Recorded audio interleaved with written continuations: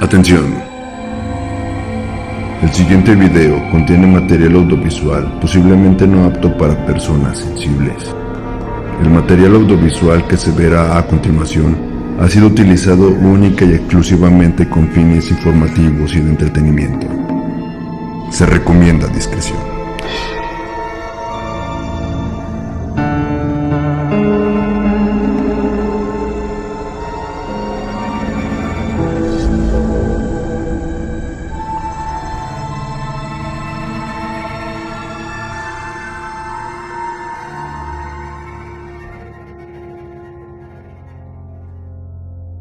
Dejaremos el crimen a un lado para pasar a uno de mis temas favoritos.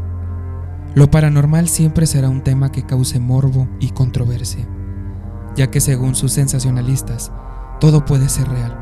En caso contrario, los negacionistas, todo es falso o simplemente tiene una explicación lógica o científica. Pero ¿qué pasa si te digo que en este caso, la policía está involucrada y existe un expediente abierto sobre el caso?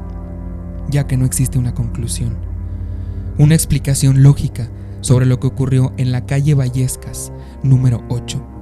Sucesos paranormales e inexplicables que hasta inspiraron una película. A continuación, te contaremos un caso 100% real que involucra a la policía de España en una investigación paranormal.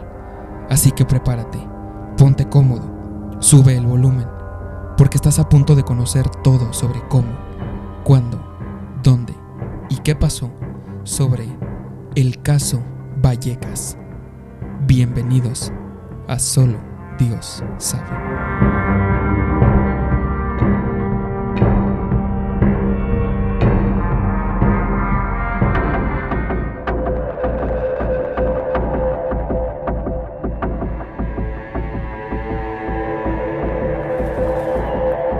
Solo Dios sabe. El podcast.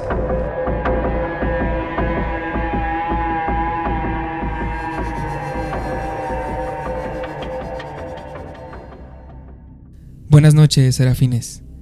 Espero estén listos para sumergirnos una vez más en alguno de los misterios que existen en nuestro universo. Y les recuerdo que en esta travesía hacia la oscuridad no estamos solos. Nos acompaña como siempre mi amigo Brandon Martínez. Buenas noches, ¿cómo estás? Amigo, buenas noches, me encuentro bastante bien y sobre todo emocionado porque vas a dar inicio y vas a inaugurar la nueva sección de, sí, este podcast llamada, la sección paranormal, sí, que ya nos habíamos tardado un poquito en traerles este tipo de temas para todas las personas que nos están escuchando y nos están viendo. Asimismo, antes de comenzar, les recomiendo que nos sigan como siempre en nuestros canales de difusión de WhatsApp y Telegram, donde subimos evidencia sin censura. Asimismo, nos pueden encontrar en redes sociales como lo son, nos pueden encontrar como Solo Dios Sabe Podcast y en este tipo de redes sociales como Facebook, Instagram y TikTok, ahí también subimos este contenido completo y los clips que hemos realizado. También nos pueden escuchar en plataformas de audio como Spotify, Apple Podcasts, Amazon Music y iHeartRadio. Te estaremos esperando. Muchas gracias, Brandon, por ese pequeño mensaje publicitario. Y sí, como ya lo dijiste, vamos a, inaugurar oficialmente, porque estos temas ya los hemos tocado en temporadas anteriores, en capítulos anteriores, pero digamos que esta va a ser el primer episodio, de la nueva sección de Expediente Paranormal.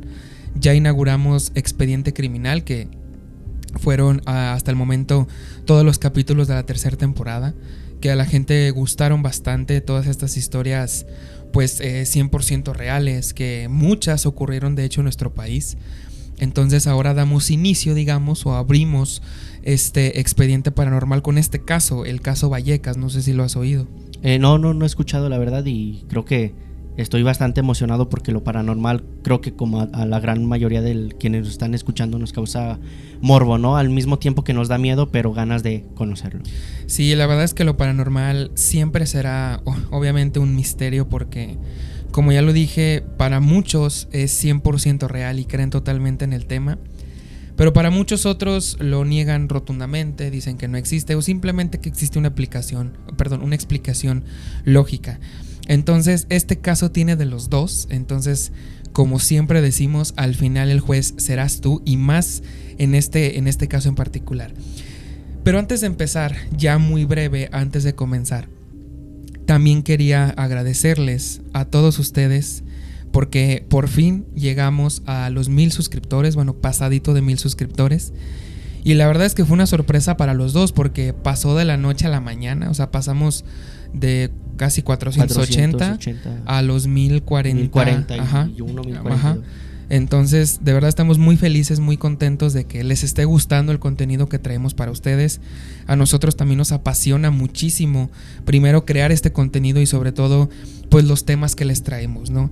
Ustedes han visto cómo nos enojamos, cómo pues o a veces nos da miedo, etcétera, porque nos adentramos mucho en el tema. Entonces, simplemente agradecerles a todos ustedes por esos 1000 suscriptores. Vamos obviamente por más. Esto solo es un comienzo de Solo Dios sabe. Y pues quién sabe, a lo mejor después tengamos aquí colgada la plaquita de 100,000, o por qué no la de 1,000,000. La de 1,000,000. Entonces sigan compartiendo el podcast, síganse suscribiendo. Para la gente que nos está viendo y que no está suscrita, suscríbanse, porque de verdad nos llena mucho de felicidad saber que el contenido les gusta y sobre todo que llegan pues nuevos usuarios. Entonces, de verdad, muchas gracias a todos. Y entonces ahora sí, continuemos con este tema paranormal. Y como ya lo dije, el caso del día de hoy es el caso Vallecas. Y sin más dilación, ahora sí, pues comencemos. Y todo esto comienza con Estefanía Gutiérrez Lázaro, quien era una joven española de 18 años. Ella vivía en una casa ubicada en el número 8 de la calle Puente de Vallecas, de ahí el nombre del caso Vallecas. Ella vivía con sus hermanos y sus padres, Máximo Gutiérrez y Concepción Lázaro, era el nombre de sus padres. Estefanía había sido creada, o digamos que estaba dentro de una familia 100% católica.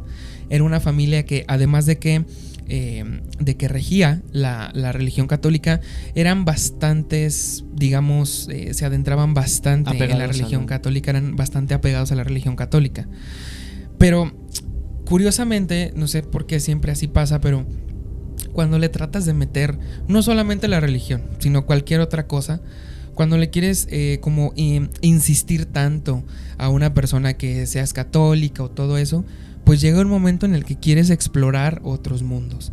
Entonces ella en su adolescencia se estaba entrando o estaba investigando todos estos temas del ocultismo y lo paranormal, ya que eran temas que le gustaban bastante, que le gustaban, que se obsesionaba con los temas paranormales.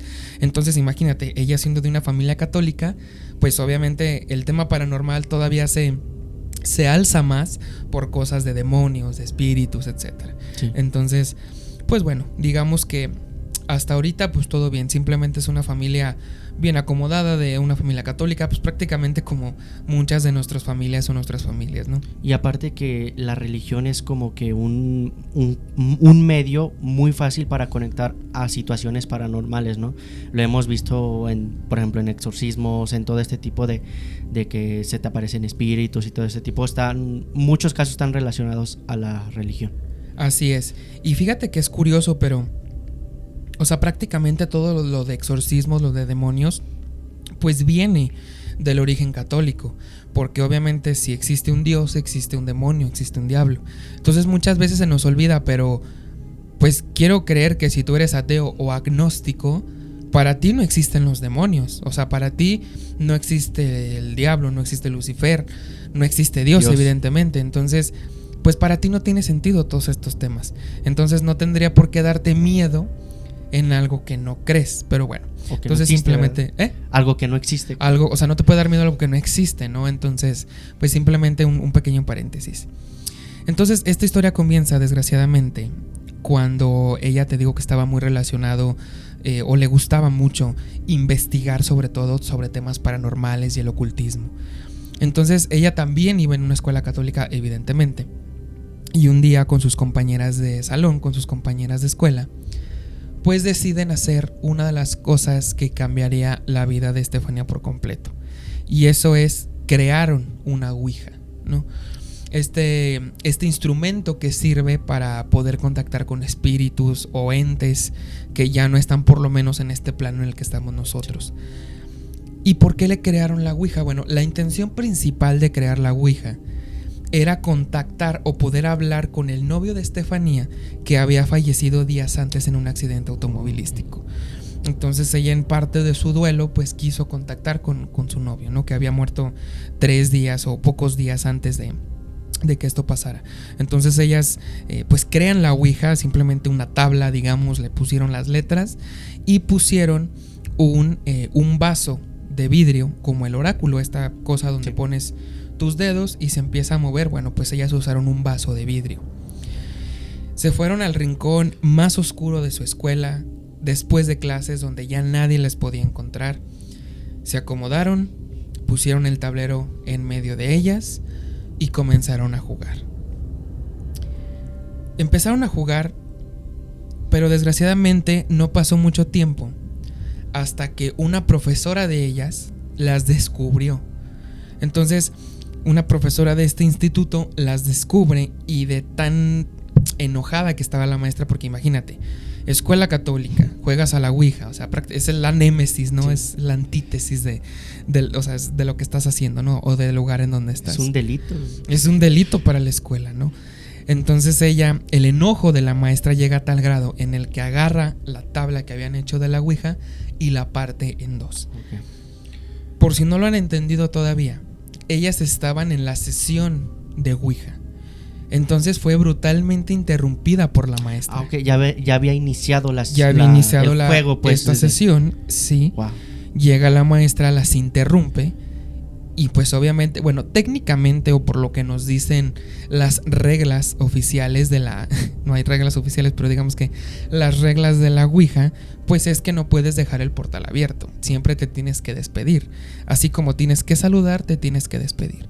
Entonces esta sesión se interrumpió cuando la maestra las descubrió, y al momento de que la maestra agarra el tablero y lo rompe por la mitad, cuentan sus compañeras y hasta la misma maestra que cuando pasó esto, el vaso de vidrio que estaban usando como oráculo salió o despidió una especie de humo blanco, y esa especie de humo blanco lo inhaló Estefanía, o digamos que fue directamente a su nariz.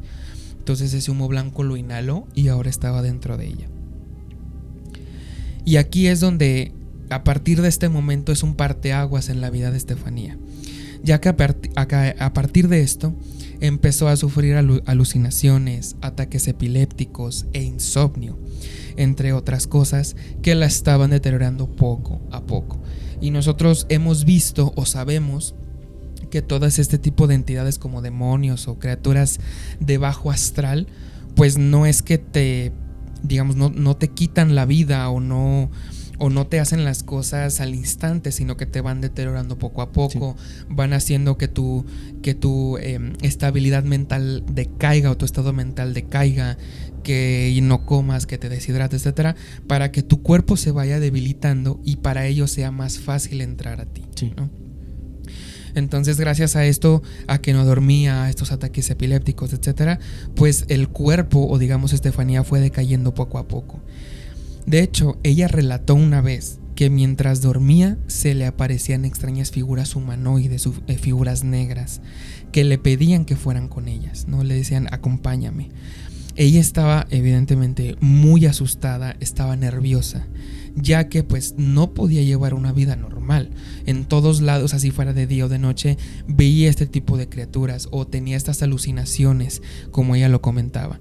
Entonces en todo momento estaba alucinando, y pues este tipo de visiones o de alucinaciones, pues no puedes llevar una vida normal. Entonces esto llegó a tal grado que sus papás evidentemente pues le creyeron todo lo que ella decía y la llevaron con varios médicos, con especialistas, con psiquiatras, para poder ver o para poder tener pues un análisis digamos más concreto que tenía ella, ¿no? Desgraciadamente ninguno de los médicos que visitaron pues les pudo dar un diagnóstico acertado. simplemente decían que todo estaba en orden. Los estudios que le realizaban a Estefanía, pues decían que su cerebro, digamos, o su estado mental estaba bien, o sea, no tenía nada de enfermo, digamos, o no tenía nada mal en su sistema nervioso. Y físicamente, pues, tampoco, ¿sí? Tampoco, o sea, prácticamente era una chica normal. Únicamente, pues fue decayendo por este tipo de circunstancias y por las visiones que ella tenía. Entonces, bueno, parece entonces sus padres y los médicos a los que iban para este tipo de diagnósticos sabían el origen, o sea, de que fue de que ella empezó a sentir todo eso después de haber jugado la... Los padres sí, los médicos evidentemente no. O sea, nada más llegaban y le decían, oye, pues mi hija tiene ciertas alucinaciones, tiene insomnio. Entonces, pues ellos creyeron que pudo haber sido una especie de síndrome o de, pues digamos, de alguna alteración en su sistema nervioso. Pero al realizarle estudios, pues decían, es que todo está bien. O sea, no hay ruido, no hay algo que me altere, digamos, o que altere ciertos factores para que ella esté así. O sea, digamos, médicamente no tenía nada de especial.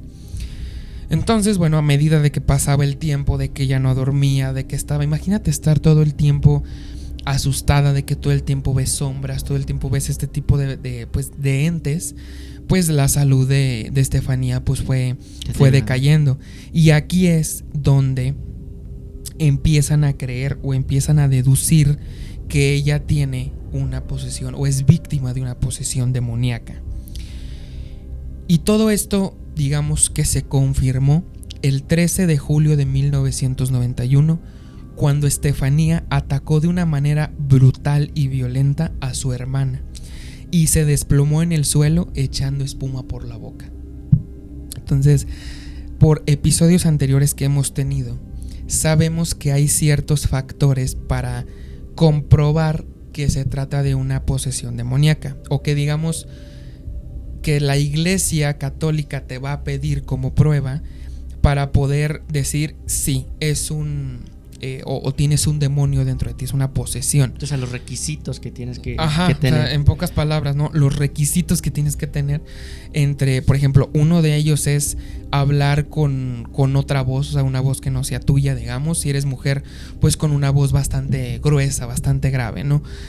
También tienes que hablar en idiomas que no conoces, evidentemente, entre otras cosas, como por ejemplo que cuando te enseñen figuras religiosas o símbolos religiosos, pues no que les tengas miedo, sino como que los aborreces, ¿no? Como que no me acerquen eso, ¿no? Entonces, digamos que son como pruebas o síntomas, entre comillas, de que tienes una posesión demoníaca. Entonces, la familia creyó que Estefanía tenía pues una posesión demoníaca, y además también pues que empiezan a comportarse diferente, empiezan a ser más violentos, digamos que más brutos, digamos, en su actitud, ¿no? Entonces, este día, el 13 de julio del 91, fue cuando Estefanía atacó de una manera brutal a su hermana y después se desplomó y empezó a sacar espuma por la boca.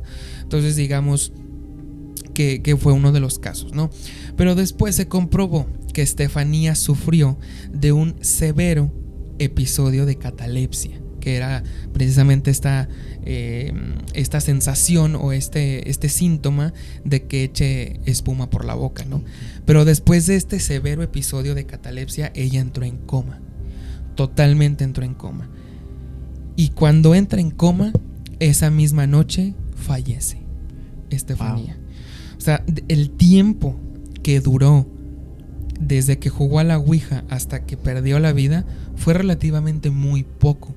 Entonces, híjole, aquí ya nos empieza pues a lo mejor a hacernos dudar de que una enfermedad no era, porque los estudios médicos revelaban que no tenía ninguna enfermedad. Entonces aquí desgraciadamente pierde la vida después de esto que pasó.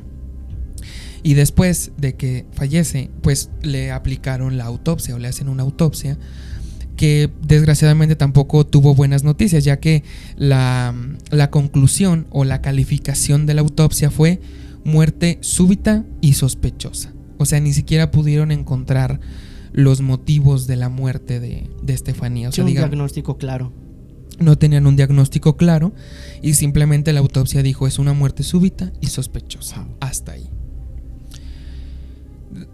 lamentablemente no es el final de nuestro episodio y no queda aquí, porque no es lo peor que pasó, sino que a partir de esto, la familia de Estefanía, profundamente católica y religiosa, compuesta por 6 hermanos, abrazó, digamos, la creencia de que el abuelo de la familia, con quien no habían tenido una relación sana, o más bien tenían una relación conflictiva, pues ellos pensaron que el abuelo trató de vengarse de la familia a través de Estefanía.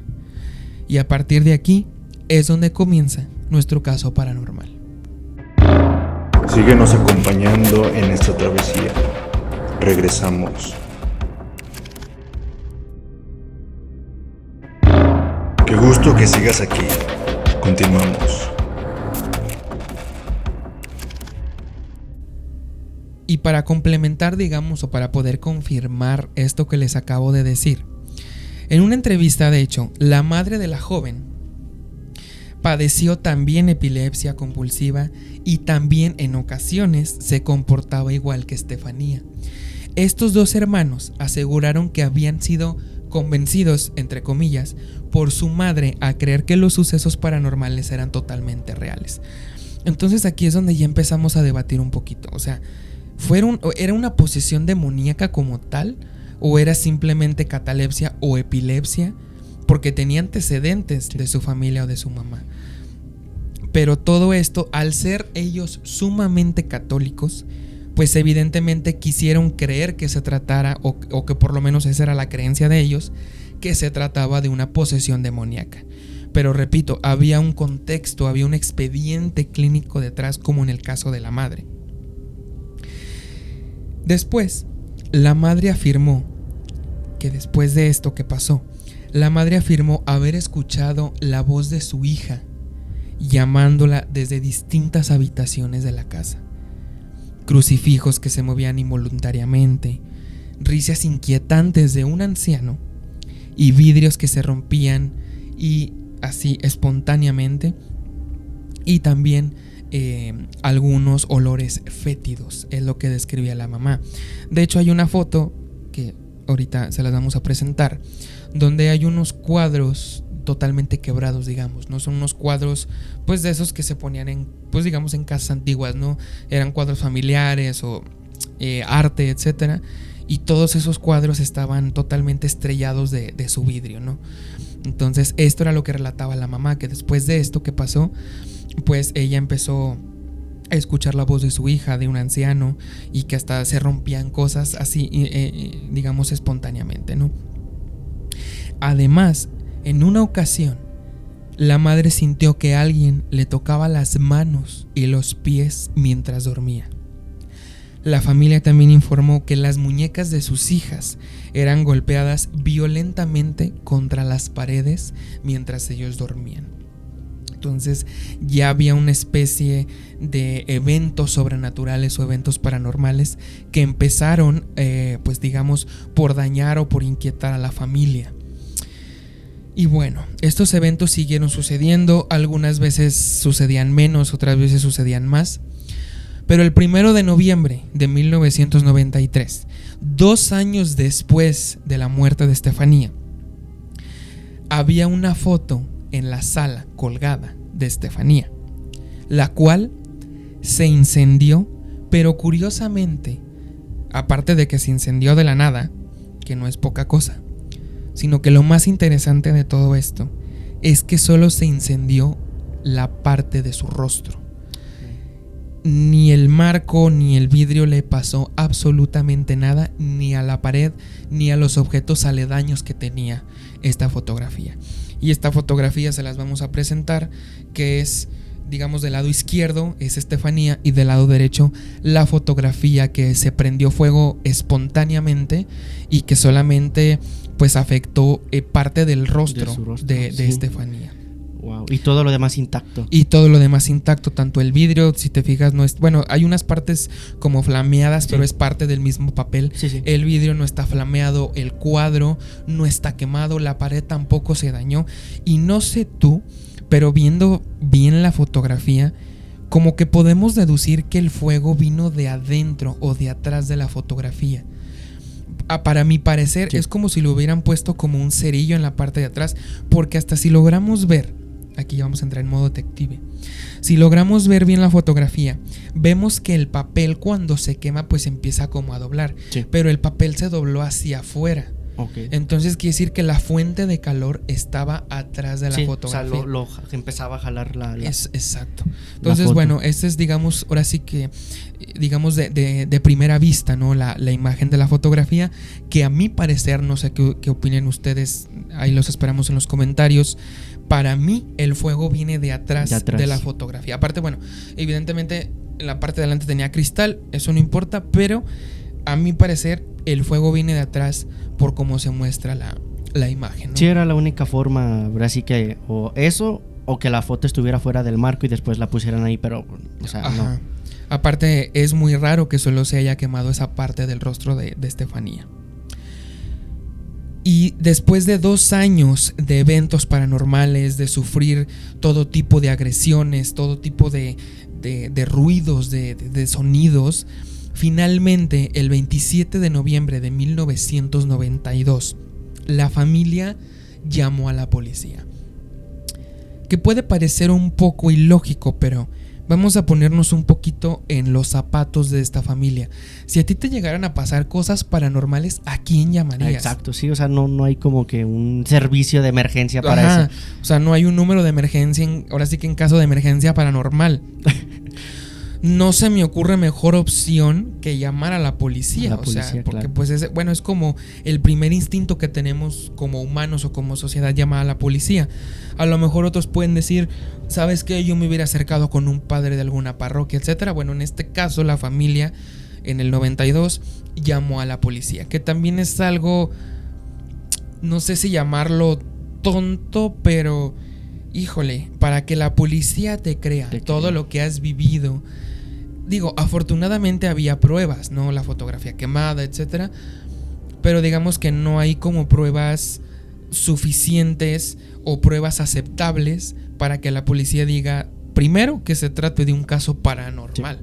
Entonces, digo, ahora sí que es un albur, no te la puedes jugar llamando a la policía. Sí, cuando son este tipo de, ahora sí que de situaciones paranormales, pues la policía o los servicios de emergencia pues no le dan tanta seriedad, porque claro, pues es algo que es de creer, o al menos que tengas evidencia. Creer o reventar, sí. No queda de otra. Y cuando el inspector, José Negri y su equipo llegaron a la vivienda después de la llamada de las personas, espeluznante. Se encontraron con una familia totalmente atemorizada que estaba fuera de su domicilio bajo la lluvia. Era tanta su desesperación, su miedo de que ya no querían estar dentro de la casa. Llamaron a la policía y rápidamente se salieron de la casa a pesar de que estaba lloviendo. Y mientras algunos agentes recopilaban la historia de la familia, el inspector Negri y otros 2 agentes se metieron a la casa para poder investigar los hechos.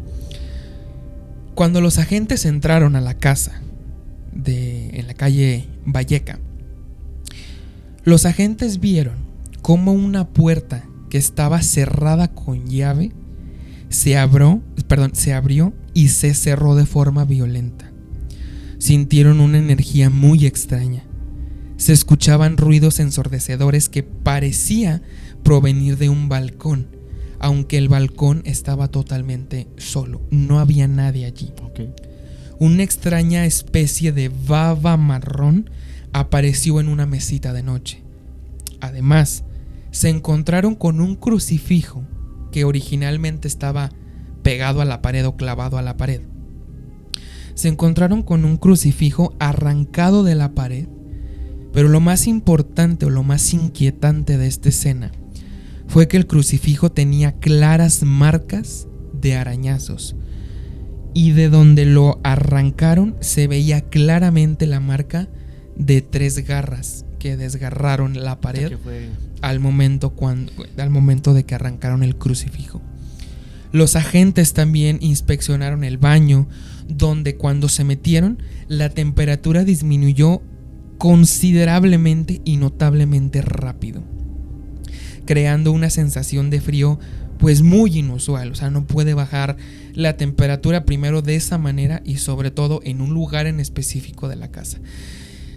Que por ahí también se dice, o digamos que la explicación lógica, entre comillas, de por qué baja la temperatura cuando existe un ente o una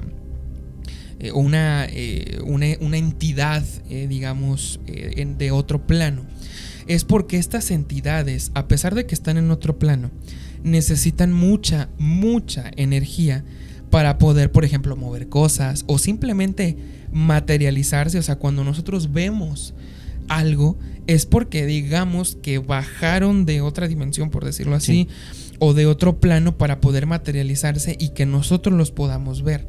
Y para eso se requiere una cantidad de energía enorme. Entonces, ¿qué es lo que pasa? Ley de la termodinámica. Claro. Entonces, por eso cuando le absorbes energía, pues también le estás quitando energía a tu entorno y por lo tanto la temperatura disminuye. Entonces, esa sería como la explicación lógica de por qué cuando ocurren este tipo de eventos sobrenaturales puede bajar la temperatura y de una manera instantánea. Sí, es como dicen que el frío no existe, simplemente es ausencia de energía. Ausencia de calor, exactamente. Después de todo lo que investigaron la policía, porque recordemos que este es un caso 100% real, pero lo más interesante de este caso es que todos estos hechos se recogieron en un informe que se convirtió en el primero en admitir la existencia de, cito textualmente, hechos inexplicables. Imagínate que la policía tiene un expediente donde dice hechos inexplicables. Pero a pesar de estos acontecimientos, el caso se archivó por falta de coherencia. Tras estos hechos, varios grupos de investigación paranormal, pues evidentemente se interesaron por el caso, porque también el caso se hizo muy famoso. Entonces, pues varios investigadores paranormales o asociaciones paranormales, pues se interesaron en el caso, capturando uno de ellos una psicofonía en la casa, en la que se escucha claramente que dice: cuidado con el abuelo. Y según la familia, cuando le pusieron esta psicofonía, la familia relató que tiene sentido, porque afirma la madre que su padre, antes de morir, le dijo que él le haría la vida imposible, aunque sea del más allá. Entonces tiene sentido. Tiene bastante sentido. Desgraciadamente no hay tanta información de este caso, a pesar de que es un caso documentado y hay un expediente de la policía.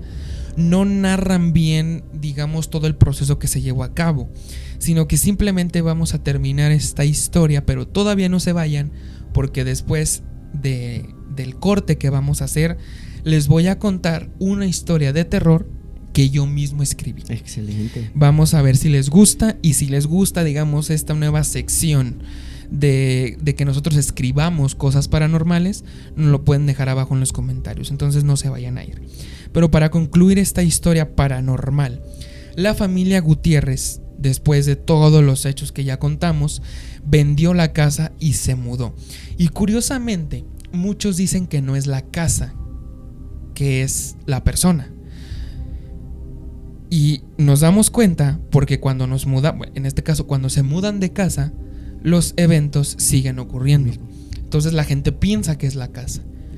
Y en este caso, cuando la familia se mudó, digamos que vendió la casa, y cuando los nuevos propietarios la compraron, o cuando gente nueva llegó a vivir, ellos informan que nunca experimentaron ninguno de los casos o ninguno de los eventos que le pasó a la familia. De los nuevos dueños. Exactamente. Sin embargo, una de las hermanas de Estefanía afirma que aún que ya se mudaron, ella sigue viendo cosas extrañas y que es capaz de sentir cuando alguien va a morir.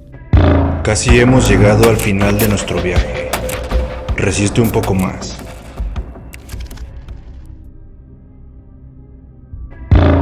Se nota que eres valiente. Continuamos.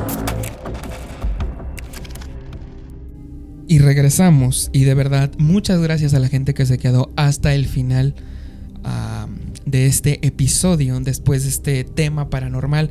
Brandon, ¿qué opinas? ¿Qué crees, que haya sido mera coincidencia o eran simplemente ataques epilépticos que ya tenían un historial? ¿Tú qué opinas acerca de este tema? El caso está bastante interesante, nunca lo había escuchado, pero ya conforme ibas desarrollando pues la situación, el caso, como que empezó a agarrar un poco más de lógica, pero aún así en la parte paranormal. Sí. Porque comentabas que el abuelo de ellos pues que les quería hacer la vida imposible. Es lo que dijo. Lo que dijo. Entonces imagínate, o bueno, yo al menos como lo veo, es que cuando...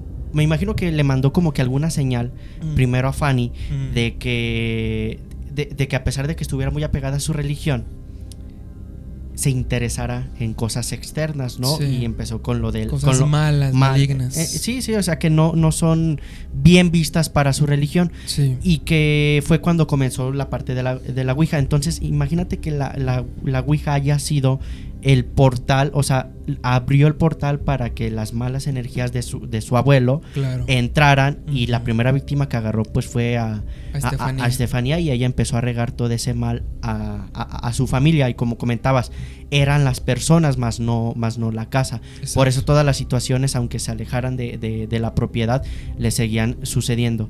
Está bastante interesante, pero sí da bastante miedo, porque imagínate. Sí, y sobre todo porque este es un caso, digamos que existen muchos casos paranormales, ¿no? Existen miles de casos que pues podemos creer o no, pero este caso me gustó mucho porque ya involucra a la policía de España. Y más porque lo vivió, o sea, la los policía oficiales cuando entraron. Exacto. Sí, o sea, los oficiales son testigos 100% de los eventos que ocurrieron pues en esa casa. Desgraciadamente, pues sí, o sea, el expediente lo archivaron porque no le encontraron una explicación lógica. O sea, entre comillas, no está cerrado el caso, porque un caso se cierra o cuando ya saben qué pasó o cuando ya encontraron al culpable, etcétera. Pero bueno, no sé si desgraciadamente o no, pero no han encontrado la explicación de qué es lo que realmente pasó en esa casa, ¿no? Sí, es un caso abierto porque pues, es paranormal. Es un caso abierto. Entonces, digo, no sé si en algún momento de nuestra vida o de nuestra sociedad llegue un momento en el que la ley como tal, acepte los fenómenos paranormales como algo natural o como algo ya escrito ante la ley. Ante la ley. Entonces, bueno, por eso me gustó mucho este caso, porque involucra ya la ley como tal, que bueno, ya vimos que lo catalogó como hechos inexplicables, pero por lo menos tenemos como esa fe o esa comprobación de que la policía también actuó o vivió con ellos también este caso. Wow. Y ahora sí, mis queridos serafines, vamos a cerrar con esta historia que yo mismo escribí y la titulé como Abrigo Nuevo. Okay. Y se las voy a leer. Edgar y Mariana eran una pareja única. Se conocieron en una noche de copas, celebrando el cumpleaños de Tomás, el mejor amigo de Edgar. Después de intercambiar números, hablaban todos los días. Se contaban su día, salían a comer juntos.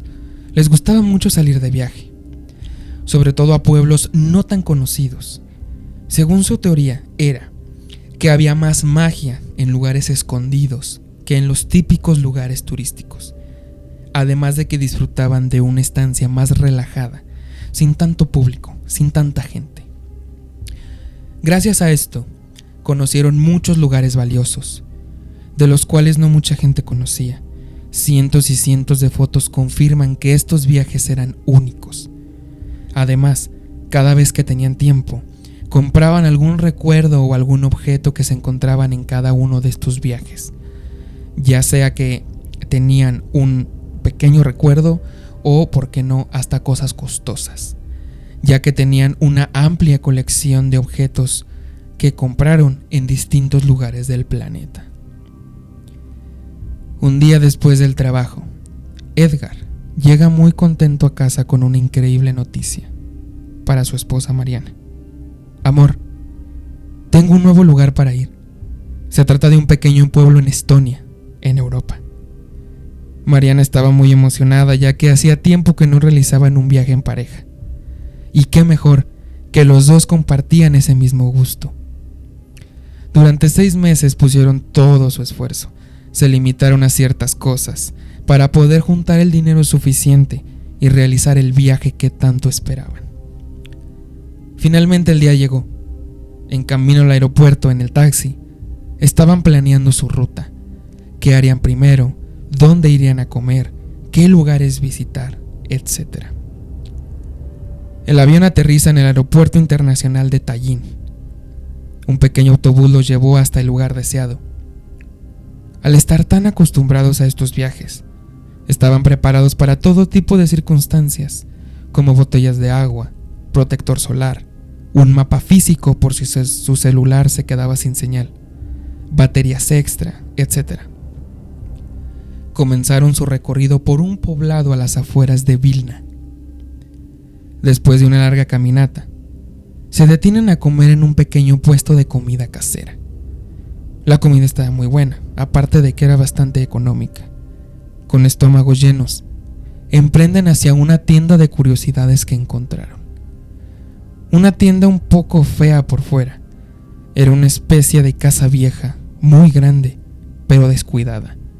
Se nota que la madera ya estaba húmeda y muy vieja.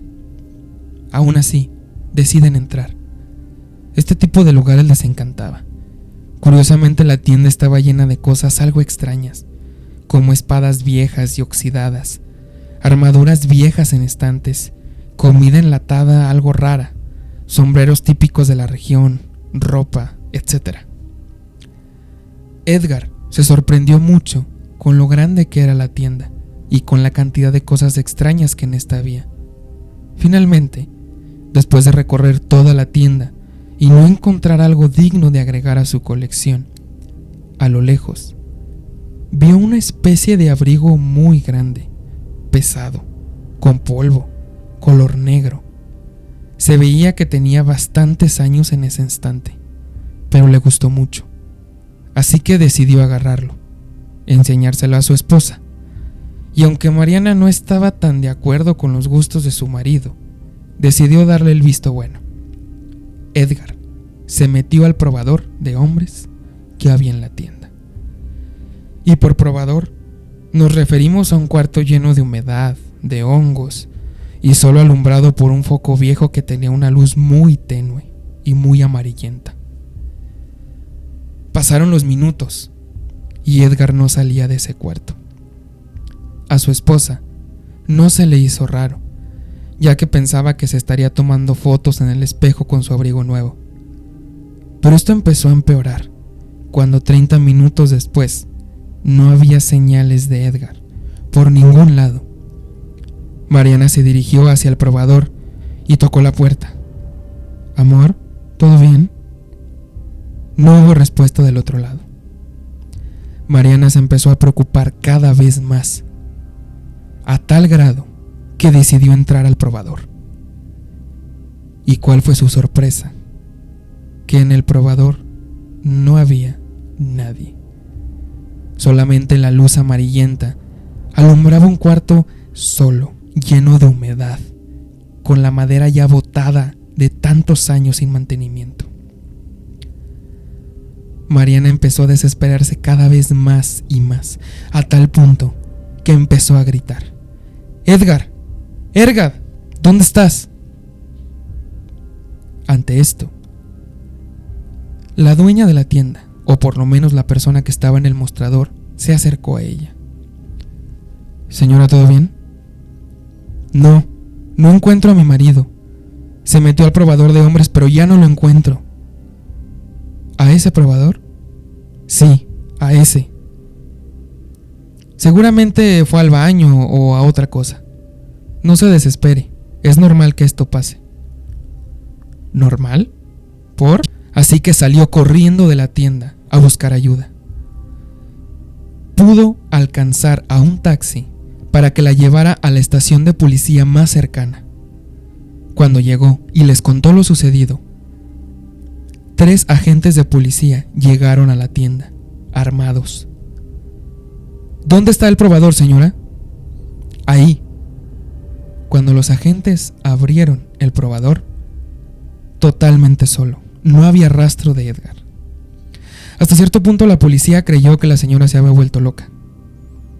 Señora, ¿usted segura de que vino con su esposo? Sí, totalmente segura, mostrándole una foto en su teléfono del viaje del que estaban realizando. Examinando exhaustivamente el cuarto, uno de los agentes descubre algo muy raro.